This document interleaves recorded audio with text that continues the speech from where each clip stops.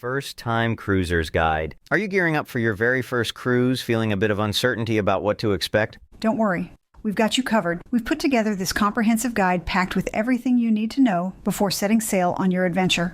From choosing the perfect cruise to packing like a pro and making the most of your time on board, we're giving you some practical tips to ensure your cruise is nothing short of fantastic. I'm Admiral Tim along with Felicia B. Thanks for joining us. Hit that subscribe button as well as the notification bell for awesome travel videos, great karma, and magical spells that will make you rich beyond imagination. Why are cruise vacations so big these days? A cruise ship is essentially a floating, all-inclusive hotel. Once you're on the ship, you won't need a car or flight to get you from destination to destination.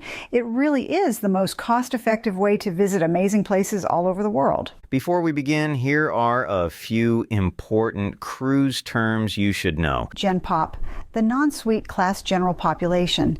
This is basically everyone on the ship who does not have access to the isolated suite area, also referred to as GP. Ship. Old people get all bent when you call a ship a boat. Basically, ships are larger, often used for longer voyages and can carry significant cargo or passengers. Boats are smaller, often used for recreational purposes or shorter distances, and typically carry fewer people or cargo. We love to get Gramps upset with this one. It's fun to watch. Portside, starboard, forward, aft. Kitschy ways of talking about the left side, right side, front, and rear of the ship.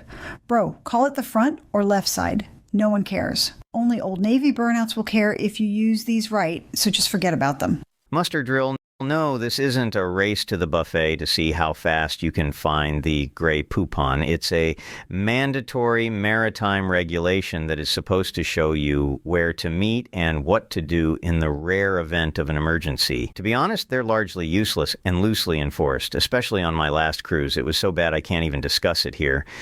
MDR, main dining room, where most of the Gen Pop dines for fancy dinners. Chair hogs. When Debbie and Don head to the Lido and toss their towels on pool chairs at 6 in the morning trying to save them for the day. It's a douchey move that's starting to go away. K, pronounced Key, is a small Caribbean island on the surface of a coral reef. Several cruise lines dock for shore excursions at private keys like Coco Key and Ocean Key. Tender. A tender is a smaller boat that transports people from the cruise ship to an island or destination when the ship can't dock directly near land. Credit and onboard credit, or OBC, sometimes called a shipboard credit, is like free spending money you can use toward bar purchases, spa treatments in the gift shops, or shore excursions booked with the cruise line. Different cruise lines have different rules on how you can use OBCs, so check with yours to get the deets. Duty free, a place where you can make sales tax-free purchases. Pineapples, widely associated with the swinger lifestyle. Cruise ducks, rubber ducks. People hide throughout the ship, typically with a card or sign that says who they're from. Stateroom, your cabin or suite on the ship. Now that you've got the lingo down, let's move on to cruise ship safety. The big question we get asked all the time is it safe to cruise? My buddy's parents refuse to cruise. Silly people think it's dangerous. No, the ship isn't going to sink. The Titanic sank over 100 years ago before satellites and global communication. And the Costa Concordia was a stupid mistake made by a captain who was showing off, who's now in jail. And that will never happen again. More people die walking than from cruise accidents. Modern cruise ships are designed with rigorous safety protocols and are subject to strict regulations. The chances of accidents, such as ship collisions or sinking, are very low. Most incidents on cruises involve health-related issues like norovirus outbreaks, which are managed with advanced medical facilities on board. Weather-related events and rare instances of mechanical failure can pose risks, but ships are equipped to handle extreme conditions, and incidents are rare. Want stats? There are no real stats, but keep in mind that most cruise passenger injuries are self-inflicted, meaning some drunk jumping overboard. Industry estimates count 10 to 15 accidental cruise deaths deaths per year. The estimated death rate on cruise ships is approximately 0.05 to 0.075 deaths per 100,000 passengers. That's 5% of one person. That's less than your pinky dying. Extrapolated, we're talking 5 to 8 deaths out of 10 million passengers. Flying results in 300, 500 fatalities a year, but a lot more people fly than cruise. We already know driving is super dangerous, but we all do it anyway. Driving results in 1.3 million deaths a year, or about 16.7 per 100,000 people. And just for fun, the estimated death rate for pedestrians globally is approximately 3.46 deaths per 100,000 people. And so according to our local math geniuses, cruising is up to 69 times safer than walking. What about the safety on the ship? Well, like anywhere else on Earth, there's petty crime and generally bad behavior. We've seen fights over pool chairs, the results of binge drinking, and lots of other stupid things. The good thing to know is all cruise ships have very good security. The one security bro we met on a celebrity cruise was retired from the Israeli Special Forces. That is serious. Keep your wits about you, use some common sense, and you'll be fine. Regarding port stops, until you're familiar with your destination, stick with reputable tour operators and be mindful of your surroundings. It's generally safer to stick to organized excursions in groups, especially after dark. Taxis can rip you off. Fake drug buys can set you up for local police scams. And just like at home in America, there are scammers and pickpockets everywhere. Fortunately, violent assaults on tourists are super rare. There is a movement of people throwing water on people in Barcelona and locals blocking cruise ports like in Amsterdam, but that silliness is super rare. We've covered safety, so let's move on to your body in the ocean. Will you get seasick? Many people have never set foot on a cruise ship, so it's hard to know. But here's the good news. Newer ships have stabilizers. These may be retractable fins, gyroscopes, or active stabilization systems that may use a combination of sensors and actuators to control the ship's movement from side to side, resulting in less noticeable movement. If you were kidnapped and released on the promenade of a Royal Caribbean ship, you might never realize you were sailing on the ocean. The center area of the ship moves the least. The front and rear may dip up and down considerably in rough seas, but the center kind of stays where it is. If you think you may be prone to seasickness, try to book a room on one of the middle floors and as close to the center of the floor as you can get. Also, a room with a balcony or at least a window helps some people better center their equilibrium by having a view of the horizon. I used to get seasick. My first cruise was on a small Carnival ship in the early 1990s, and I was sick as a dog. Rough seas, cabin in the front of the boat, no experience. I'm not going to lie. It was awful. I bought overpriced Dramamine. Didn't work. Tried ginger. Nope. Green apples. Nope. Tried pressure points on my wrist. Fail. Tequila. Forget about it. I suffered through it and promised to never cruise again. So when I got back, I saw my doctor, and she prescribed a motion sickness patch called scopolamine. It delivers a tiny dose transdermally or through your skin over 3 days. It worked perfectly. I wore a patch for my next 40 or so cruises. One day I forgot to put my patch on as I boarded the ship. I felt behind my ear and it wasn't there. I had them with me, so I figured I'd put it on later. And a few hours later, as we pulled out of Port Canaveral, I noticed I wasn't seasick. Somehow, the scope patch rewired my brain, and I no longer get seasick. It's rare, but it happens. The scopolamine patch isn't for everyone. A friend of mine became manic during his cruise, but recovered shortly after removing the patch. He, too, no longer needs it. There are some other strange side effects, like blurred near vision and dry mouth, but I found those much better than being seasick. And you don't really need it while you're sleeping, so take it off before you go to bed. Stick on a glass and put it back on in the morning. Now you're ready to cruise. Where do you want to go? Do you like cold weather like Alaska or Iceland? Or do you prefer warm climates like the Caribbean or Mexico? We spent way too much time in the Caribbean, so we're exploring Iceland and European cruises now. There are cruises to exotic places like Hawaii and Fiji, or sail to the other side of the earth and see Australia, New Zealand, and Asia. Or for some really weird reason, we North Americans completely ignore South America when it comes to booking vacations or holidays. It's so weird. But there are some amazing South American itineraries, including Antarctica, on our short list that we'll explore together on this channel in the next few years. And I can tell you that although a lot of people love Alaskan cruises, a lot of others find Alaska disappointing. Iceland is a much more exciting and vibrant destination. The weather is usually better and there are no bears. A few other things to keep in mind. It's almost becoming a must to have a passport. While you can still cruise to certain Caribbean destinations with your driver's license and birth certificate, things seem to be tightening up, so get a passport. There is a long delay in passport processing at times, so plan months in advance. It's not something you can grab and go. You'll need to send copies of some personal identification to get approved. And make sure your passport doesn't expire within 6 months of your cruise. For some bizarre reason, all these government agencies decided the expiration date of your passport no longer matters, because if it expires within the next 6 months, it's no good. That makes zero sense, but whatever. Good to know. And one more thing. If someone in your party has a criminal record or an outstanding warrant, you may be denied entry to the cruise or to some countries. Check with your cruise line before booking to see if this applies. You've selected your destination, so what's your budget? You're probably wondering just how much it costs to cruise. Cruise fees and taxes are now included in quoted rates. You can still book an off-season 3-day booze cruise for well under $300 per person, and even less if it's part of a special travel agent group rate. Transportation to the port or parking at the port can be $200 plus for a week. There are more affordable off-site parking deals at most ports. But who wants to wait for a shuttle in 95-degree heat? Small tips are customary for the people handling your luggage.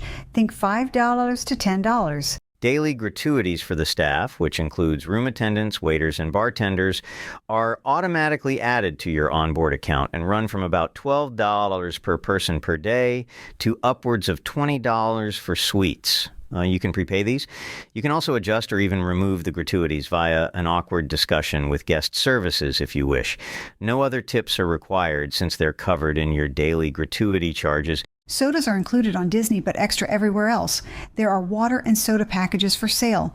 Alcohol drink packages can run anywhere from $60 to $150 a day, and typically work out if you drink more than 6 mixed drinks per day. NCL and Royal Caribbean even have onboard Starbucks, but that's extra. Most of your food is included either through the main dining room or a buffet, and yes, it is unlimited, except for lobster. It used to be. Cruise lines are now charging for extras. There are specialty dining options, which are alternative restaurant options not included in your fare. These include seafood restaurants, Italian restaurants, Mexican spots, and Japanese hibachi tables. Think about $30 to $50 a person per specialty dining meal. Excursions are extra and can run from as little as $30 to several $100s for private tours. Or you can always just get off at the port for free and wander around local bars and shops. But the point is, you can still technically cruise for under $100 a day per person all in, even without a group rate, if you stick to the basics. Ready to book your cruise? All cruise lines offer direct booking via their respective websites. It's easy and convenient. Or you can use a travel agent. Sometimes they can get you extra perks, like a cup, keychain, or t-shirts, or maybe a bottle of champagne, but not much else. Travel agent prices are typically exactly the same as direct bookings, unless your travel agent booked a group package. Some TAs with a solid following will book a group of 100 to 200 rooms, offering substantial savings over normal rates, although you may not be able to pick the exact room you want. Some group packages don't meet their minimums and the special rates disappear.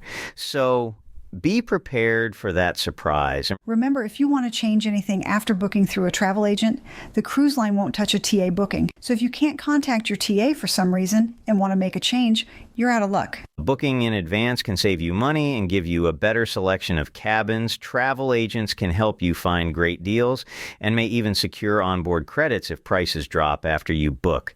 We've used Costco in the past to book cruises. They get some nice onboard credit perks. Plus, you'll get Costco shopping cards worth up to a few $100 depending on the cost of your cruise and how many rooms you book. If you fly Delta, you can use Delta Cruises.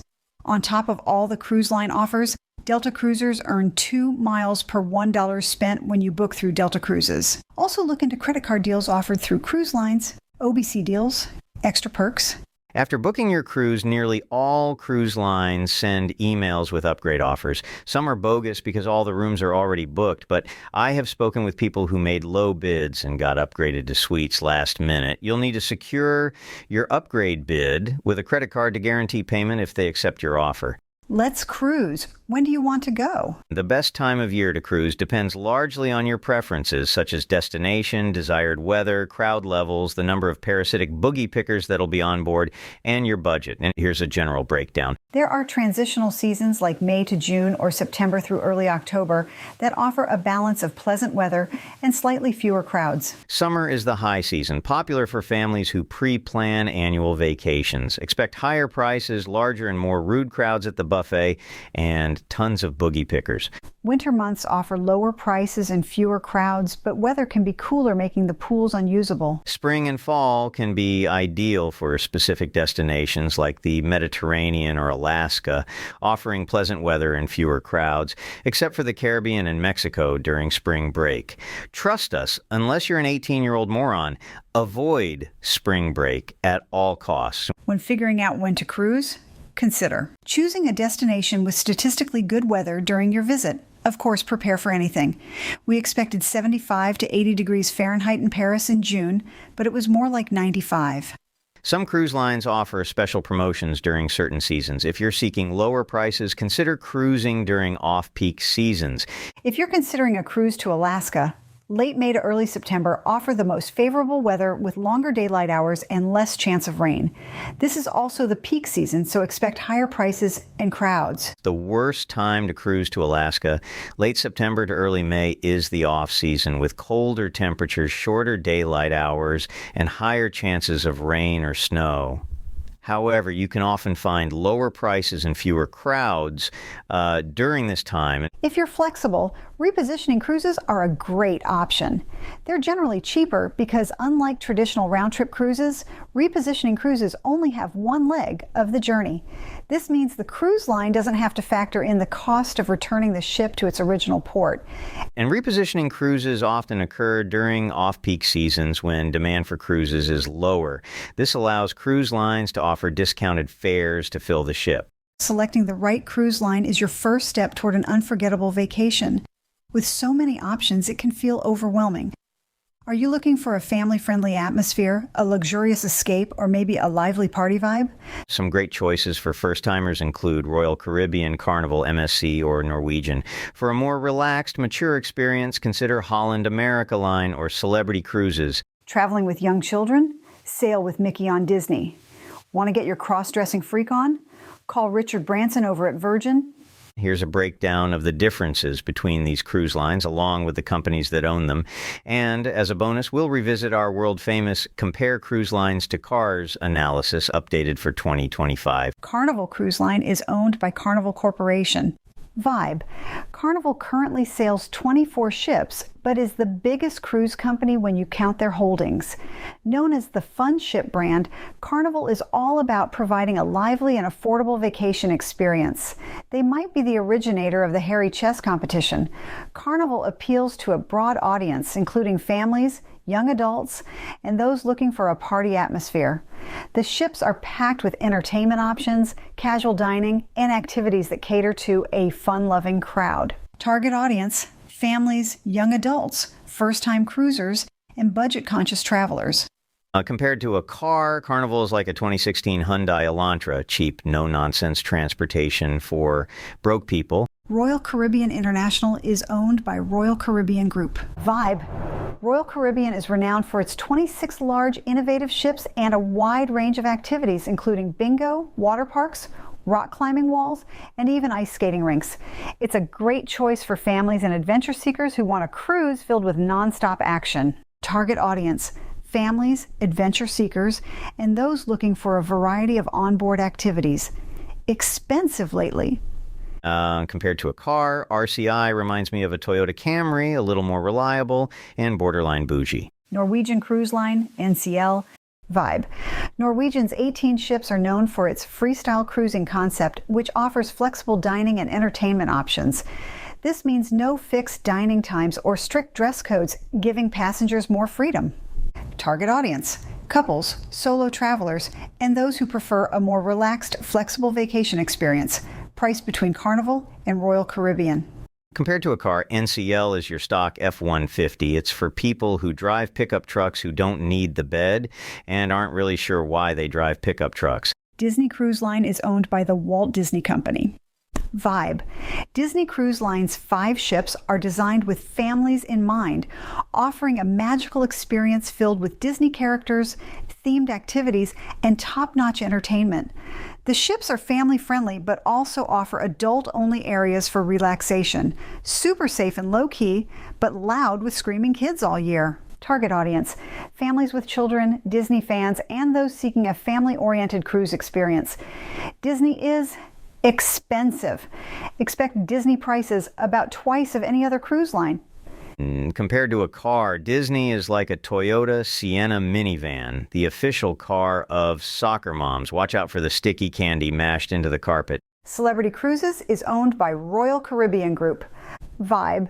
Celebrity's 15 cruise ships are kind of striving for sophistication and luxury. With modern ships, exceptional dining, and a focus on service, it appeals to those looking for a more refined and elegant cruise experience. On our last celeb cruise, we noticed the rugs roll up by 10 p.m.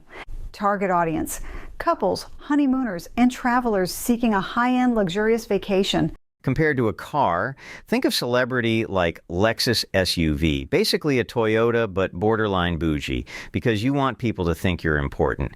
MSC Cruises is owned by MSC Group, a huge Swiss shipping company with billionaire Italian owners. Vibe. MSC runs 23 of the cheapest cruises right now. They provide a mix of family-friendly activities and half-baked adult-oriented entertainment, making it a good choice for a diverse range of travelers.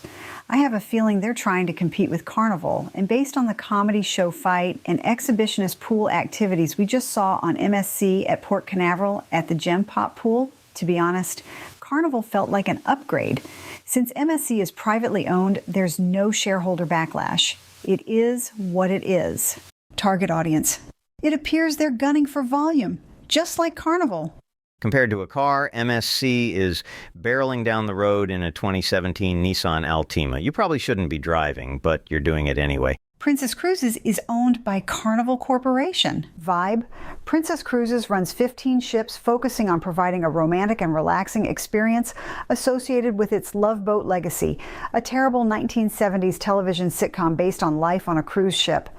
The line offers elegant ships, world-class entertainment, and a variety of dining options, appealing to those who prefer a classic cruise experience. Target audience: couples, retirees, and those seeking a quieter, romantic cruise. And compared to a car, princesses travel in a Ford Edge. It's odd-looking, but a little safer than a Corolla. Holland America Line is owned by Carnival Corporation. Vibe. Take Princess and age everyone 40 years. Holland America Line's 11 ships cater to a more cultured and mature audience, with an emphasis on enrichment, fine dining, and destination immersion. The ships are mid-sized, offering a more intimate experience. Target audience: mature travelers, retirees, and those interested in a sophisticated and educational cruise experience. Compared to a car, Holland folks drive Crown Victorias. They can barely see anymore, so if they do hit something, they probably won't even feel it. Virgin Voyages is owned by Virgin Group and Bain Capital. Vibe. Virgin Voyages has 3 newer, adults-only cruise ships. LOL, we all know 18-year-old males are not adults, that offer a modern and edgy experience. Think sexually adventurous entertainment and drag shows. The ships feature stylish accommodations, strange entertainment, and a focus on the avant-garde. There's a freak and tattoo parlor and a boxing ring on board Scarlet Lady. Target audience: Adults seeking a trendy, urban, upscale-ish, and non-traditional cruise experience. It's not cheap. Compared to a car, Virgin is the Tesla of cruise lines. In your heart, you know it's not really saving any more energy than a gas sedan, but you still think you're way cooler than your neighbor. Each of these cruise lines offers a distinct experience, catering to different preferences, travel styles, and budgets. Whether you're looking for family fun, luxury, adventure, or relaxation, there's a cruise line that fits your needs. There are other highbrow cruise lines like Oceania, Regent, Viking, Explora, and others, but ain't nobody got no money for that. The suite life. You can book suites on most ships that are basically just larger rooms. Some offer butler and concierge services, but you're still mingling in the same buffet with the Gen Pop. Other suite options involve a little extra money, but much more opulence. NCL Haven, MSC Yacht Club, and Celebrities Retreat are exclusive areas within the ship that only people who booked the experience can access. We're not talking about Royal Caribbean's ridiculously tiny suite lounge here. These dedicated areas feature separate entrances, elevators, bars, restaurants, lounges, and other perks like priority boarding. Most have butlers and concierge service. MSC's Yacht Club is really a cruise within a cruise. After 5 Yacht Club sailings, it's definitely our favorite cruise experience, but NCL has better itineraries, so there's that. The suite areas like Haven, Yacht Club, and Retreat are not available on every ship in their respective fleets, so research this in advance. The suite areas can be super pricey, but no one ever said opulence was cheap. MSC Yacht Club is still the best value and the service is impeccable. Cost-wise, we figure NCL's Haven costs 1.5 times what we paid for our last Yacht Club cruise. I will warn you, once you try Yacht Club, it's really hard to return to Gen Pop. Consider cruise length and itinerary. 3-day cruises are booze cruises. Caribbean cruises are especially popular for first-timers, offering sunny destinations in and around the Bahamas and a variety of silly activities. Now, we all know cheap weekend getaways lead to binge drinking and generally bad behavior, so there's that. But if you're worried about getting seasick, 3 days is nowhere as tortuous as 7. Yes, there are medications and medical centers on board, but they're pricey. And even if the meds work, they sometimes have strange side effects that we talked about earlier in this video. Unfortunately, you can't just get off the ship at the first port and fly home without extensive financial penalties. There's some sort of obsolete and stupid maritime law from the 1800s called PVSA that prevents this. For your first cruise, aim for a 5 to 7 day itinerary. It's the sweet spot that allows you to explore both the ship and the ports without feeling rushed. Choosing the right cabin? Your cabin is essentially your hotel room, but on a cruise ship, the hotel is moving. This is base camp, where you'll sleep, shower, change, and store all your stuff. Other than that, you're out and about. Many people don't care what room they book because they spend so little time there. Others prefer to relax and unwind away from the crowds. There are several categories of rooms on a cruise ship. Rooms vary widely in size, amenities, and location. Here are the basics, and there are interior rooms, usually smaller rooms with no windows and no balcony. Ocean view rooms have small windows that don't open but no balcony. Balcony rooms have an outdoor balcony where you can stare at the ocean or an area on the ship, usually with seating. There are also several suite variations, including mini suites, loft suites, penthouse suites, family suites, and many more, depending on the cruise line and ship. Does it matter where on the ship your cabin is located? Lower decks are generally cheaper, but the views aren't as majestic as higher rooms, and these rooms may have more noise. Some are underneath restaurants or busy areas. Some are closer to the engine room. Engine noise helps me sleep. Rooms near the front or rear of the ship may experience more motion on rough seas. If you don't like to feel motion, the best area is the center of the ship. It has the least motion. Consider how much time you'll spend in your room and your budget when making your choice. Consider purchasing travel insurance. Travel insurance can cover unexpected cancellations, medical emergencies, transportation, and lost luggage. We used to skip it, but then heard some horror stories of people who skipped it and suffered an emergency medical situation that required helicopter transportation from the ship to the mainland in Norway. They had over $100,000 in medical bills. Most cruise and travel insurance policies cover things like this. You can buy it through the cruise line or purchase it on your own. The cruise ship marks it up a bunch for a profit, and there's no real advantage to paying the premium because the cruise company will still make you deal with the insurance company on your own in the event of a claim. Shop around and save, but don't wait until the last minute. If you travel a bunch, consider purchasing an annual policy. We bought our annual policy for a little more than a one cruise policy cost. Shore excursions. Shore excursions are tours that leave from each cruise port. When you're first exploring cruising, or even an experienced cruiser traveling to destinations you're not really familiar with, it's better to stick to the excursions the ship offers. This guarantees you'll travel with a reputable partner and also guarantees the ship won't leave without you in the event of a late return. If the ship-sponsored excursions are sold out, you can book a private tour via a local company through sites like Viator. We've had many great experiences with Viator in Iceland, Norway, England, and France, and we have several upcoming tours booked in Italy and Portugal soon through Viator. They vet the tour companies thoroughly, and you can read real reviews of each tour. We have an affiliate link in the comments. Research and book shore excursions well in advance. Popular tours sell out quickly, and pre-booking often comes with discounts. While most tourist destinations now accept U.S. currency, credit cards, and Apple Pay, it's always a good idea to have some local cash for small purchases and tips. Save time at the port by completing your check-in online as early as possible. This is where you'll enter all the traveler information, including passport numbers and emergency contact information. Completing this early might help you secure an earlier boarding time so you can get your drink on. Suite area people typically have separate lines for boarding, so no need to wait for your assigned check-in time. No one does. Get there when you want, just don't be late. Pro tip, the later you go, the less lines there'll be. We like to arrive an hour or so before they close the doors. Straight on the ship, zero wait. Packing for your cruise. Since your luggage might not arrive at your cabin right away, pack a carry-on bag with swimwear, sunscreen, medication, and maybe even a change of clothes just in case. Keep your carry-on light or on wheels. You may have to carry it around for a while.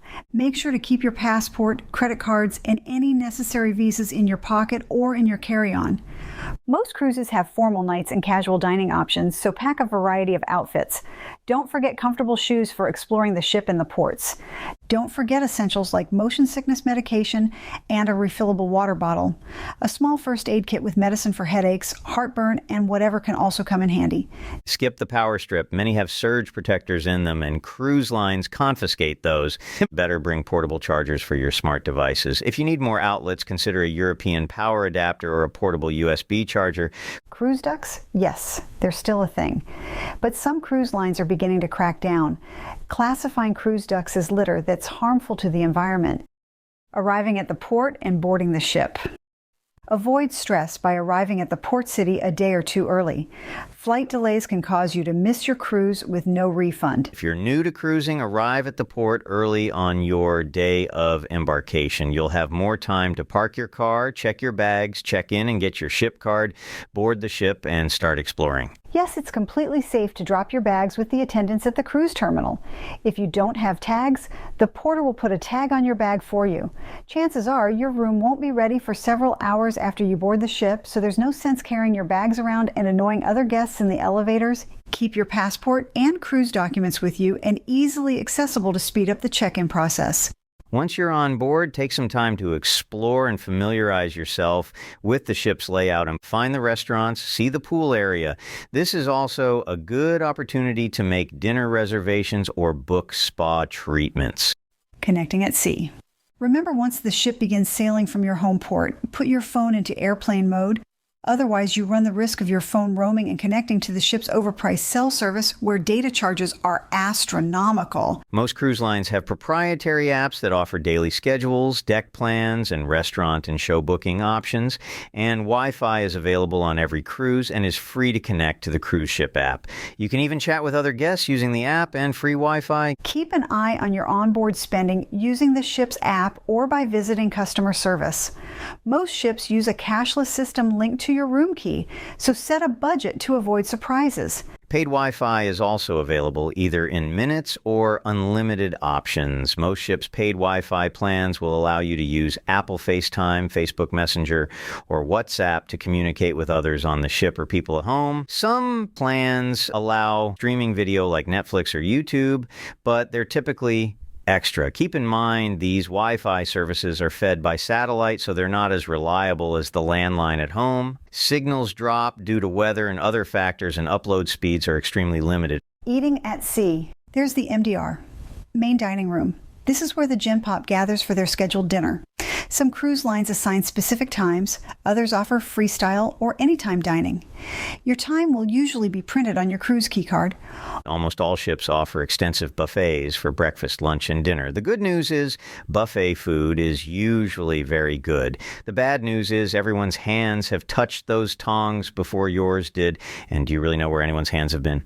Hours may be extremely limited, so keep an eye on that. Specialty restaurants are also an option, as well as food trucks, snack stands, ice cream and gelato booths, chocolate and candy stores, and more. These are typically not included in your cruise fare. Explore specialty restaurants, buffets, and casual eateries to enjoy a wide range of culinary experiences.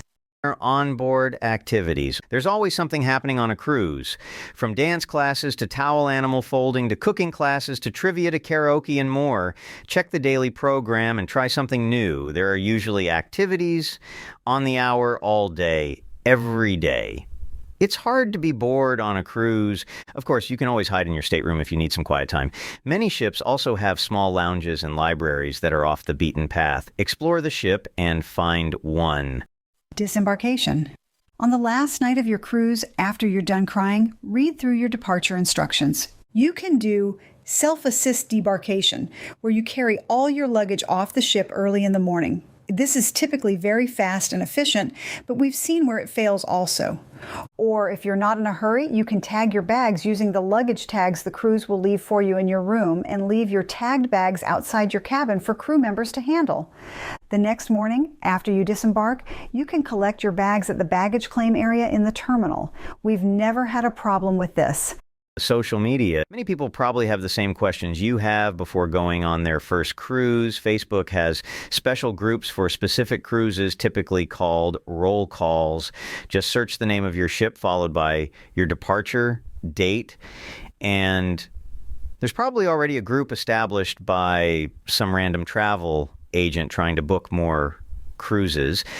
You can ask questions, but be prepared to be attacked by some not so nice know-it-alls. It's better to play the wallflower and just laugh at some of the posts. There are also Reddit boards and cruise critic posts, but trust me, it's mostly entitled people complaining, not the most positive places.